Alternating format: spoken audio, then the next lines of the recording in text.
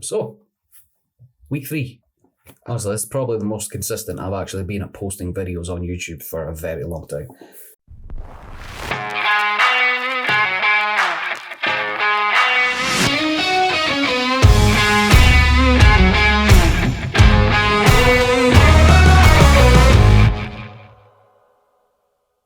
So if you've just joined us, my name is Grant, and I've officially been working as a photographer for about 6 years now. Every week I'm choosing a photo from my back catalogue to re-edit using what I know now.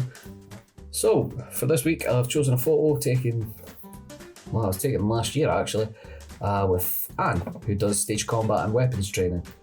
Now I'm looking at this one and I already know how I want it to look, but the background's a bit dark and the colours are a little bit warm. So first thing I'm going to do, and you've probably guessed it already, I'm going to select the subject and separate it from the background. So I'll select the subject twice and then I'll invert the top layer so that only affects the background. Right, so looking at this, the subject select is missed part of the sword, so I'll need to select each layer and use the brush tool to add or remove as needed. Once that's done, I'm going to select the background layer and adjust the sliders until I have a look that I want. I'm wanting a solid background, but as you can see there's some shadow creeping in on the left hand side, which, you know what, I'll handle that in a bit. First I'm going to boost the exposure, highlights and the whites slightly.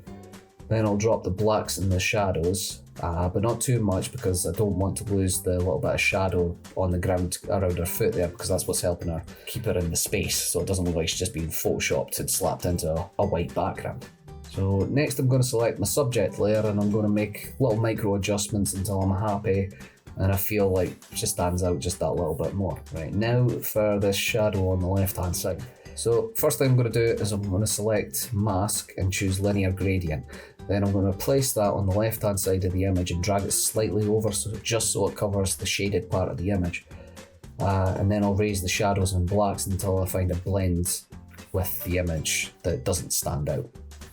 Then I'm going to use the spot removal tool to take out this little fold in the paper in the corner here. Okay, right, so next I'm working with the overall image and I'm going to make some basic corrections before I move on to the curves tool. Right, so in the curves tool I'm going to mark 3 points through the middle of the box. Then I'm going to lower the shadows on the left and line up the highlights on the right. And then I'm going to make a very small wave through the middle. Okay, so next I'm going to come into colours. And I'm going to figure out what the main colours that need to be adjusted are. So for this one it looks like it's the red and the orange. So I'll increase the saturation of both those colours and then I'm going to drop the luminance of the red and I'll raise the orange, which should brighten our face up a little bit. And then for colour grading I'm actually going to do something a bit different. I'm going to add some blues to both the highlights and the shadows. And then I'm going to add a warmer red tone to the mid-tones. And I say this is a bit different because more often than not with shadows and highlights, they're often counterbalanced on the colour wheel. So if you have a cooler colour in the shadows, then there's often a warmer colour in the highlights. It's not always used like that, but for this one, I think it suits it, to be honest with you, to have them both on the same side. But the majority of images that you'll see tend to be balanced on that wheel. That's just a little fun fact for today for you. Don't know why I said it like that. So lastly, the shot's looking a little bit soft to me, so what I'll do is I'll take it into Sharpen AI and select the too soft normal option, and this should solve that.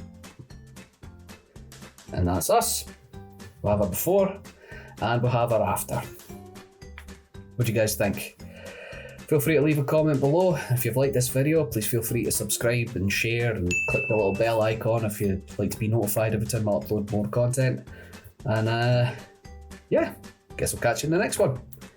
I really need to find a better way of signing off because I kind of feel like everybody does that and it's like that, and then last week like I did this and I felt awkward as hell, but